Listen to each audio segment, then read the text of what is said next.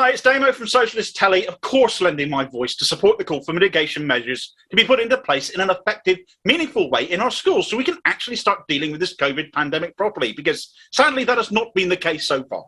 This pandemic has always been driven by airborne infection in the densest populated places in our society. And when you have, as is often the case, in excess of 1,000 people together in one building for at least 6 hours a day, how can that be anywhere other than our schools? Yet time after time, we saw schools being the last places to close, and the first to open. And as we've learned more about COVID and its transmissibility, it's become ever more obviously the case that children are affected, do pass it on, can suffer long-term with long COVID, do infect other age groups. The denials we've had from this Boris Johnson-led government have been shown to be a sham. Following the science, they always tell us, but as it has turned out, only the science they wanted to hear.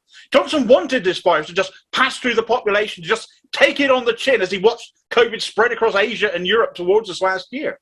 The JCVI, the scientific body advising his government, has supported that same herd immunity thinking and have decided our kids were the route to use. They've been guinea pigs for them, still advising against vaccinating 12 to 15-year-olds, even as the government eventually decided to overrule that, thinking not of the safety of our children, of course, but the vulnerability of the economy at the time, also a result of their cack-handed handling of this pandemic.